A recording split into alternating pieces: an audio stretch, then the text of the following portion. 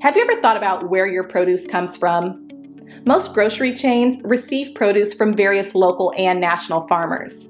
In fact, there are about 3.4 million farmers in the United States today. But of that staggering number, only 45,000 are Black farmers.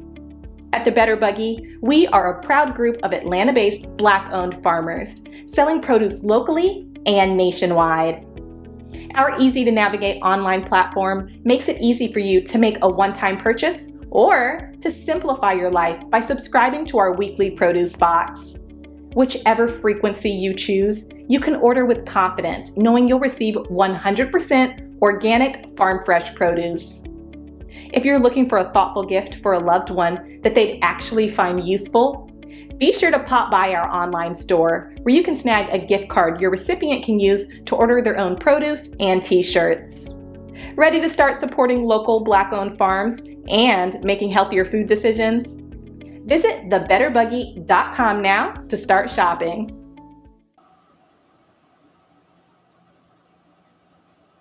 Amy Cooper is suing to try to get her job back.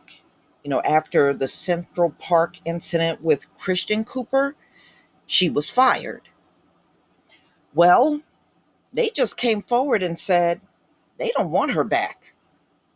So they're digging in for the fight. They don't want her back at the firm at all.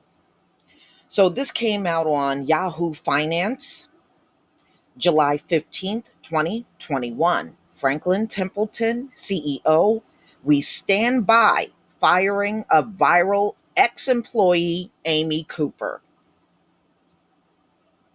Franklin Templeton CEO Jenny Johnson, in a recent interview, said management at the investment firm stands by its decision last year to fire Amy Cooper, a former employee who went viral after a video captured her calling the police about a black bird watcher who had asked her to put her dog on a leash. And, those signs are all over Central Park. The incident, which took place in May in Manhattan Central Park, made national headlines and prompted widespread accusations of racism towards Cooper.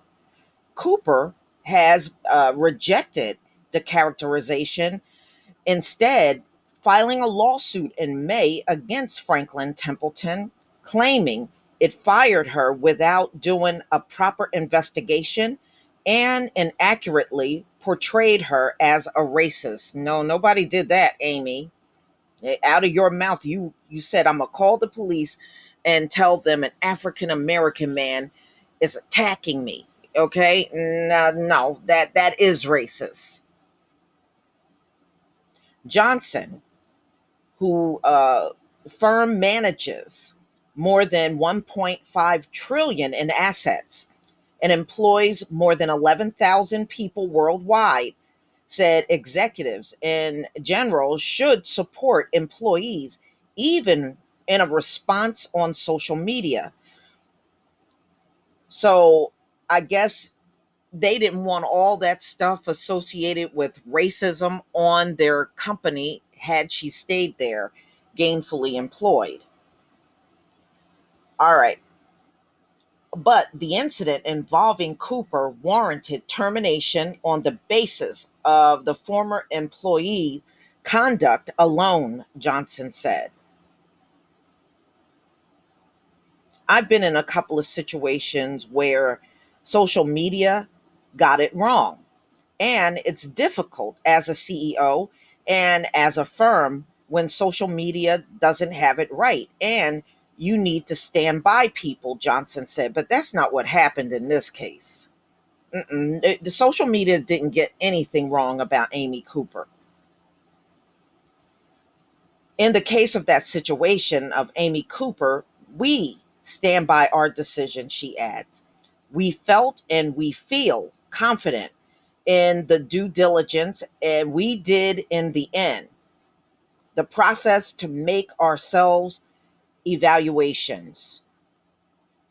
Christian Cooper, a writer and frequent bird watcher, on May 25th, 2020, came across Cooper. No relation, in the park, and he saw she was walking her dog off the leash. So that's all he was doing, was really reminding her that in the park you have to have your dog on a leash at all times. And she got all bent out of shape. Instead of just putting the leash on the dog and going on about her business, she was the one that blew up and took everything way too far, like we see all the time. Soon after the video was posted online, Franklin Templeton tweeted a statement decrying racism and saying the company had suspended Amy Cooper while it looked into the incident. The following day, the company tweeted that it had fired Cooper. Amy Cooper gained the moniker online as the Central Park Karen. Okay, so we know Karen is synonymous to an entitled white woman. The incident occurred just a few hours before the police murder of George Floyd, which set off a wave of Black Lives Matter protests across the US and highlighted the dire consequences of calling the police on Black people in America. The lawsuit filed by Cooper alleges that the company did not undertake a legitimate investigation prior to her termination, and that the decision to her firing was itself discriminatory.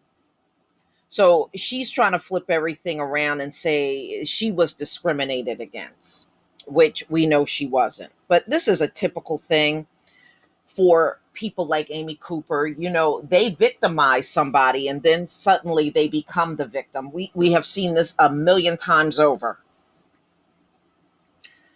Franklin Templeton's alleged investigation and results provided legitimacy to the Karen story and appeared to provide justification for those who sought the destruction of the plaintiff's life, the lawsuit said. In a statement after the firing of the lawsuit, Franklin Templeton said it responded appropriately by firing Cooper, who vowed to defend against these baseless claims, the Washington Post reported. In October, the Manhattan District Attorney charged Cooper with false reporting of a 911 emergency, but later dropped the claim after Cooper went through a counseling program. You cannot counsel racism out of people. Okay, I wish y'all would stop saying this as if everybody is stupid. You got that so deeply ingrained in you from generations and generations and generations, you cannot train that or counsel that or educate someone not to be a racist. You can tell them not to be a racist, but if that's deep within you, that's what you're going to do. Plain and simple. Johnson, the granddaughter of Franklin Templeton founder Rupert Johnson, began working in the mailroom at the investment fund over holidays at the age of 14. Okay, so that's pretty much a family business. After a stint at Drexel Burham, she joined Franklin Templeton in the late 1980s, serving in various executive roles before she became CEO. Speaking to Yahoo Finance, Johnson says decisions about employees should be divorced from opinions expressed on social media. I think that the world has gotten to the point where social media comes to very quick decisions without all facts. That's not necessarily true. You know, just like that incident at the Short Hill Mall. No, people aren't doing that. They're watching the video, and based on the video, you're on there talking about, you're going to say that an African American man is attacking you in the park just because he said put that dog on a leash? No, nobody was misinterpreting anything. So I don't know what point she's making by saying that, but anyway, I'm moving on for that. I think companies have to alienate people like Amy Cooper because they're bad for business. After this incident, who really is going to sit down and do business with this woman?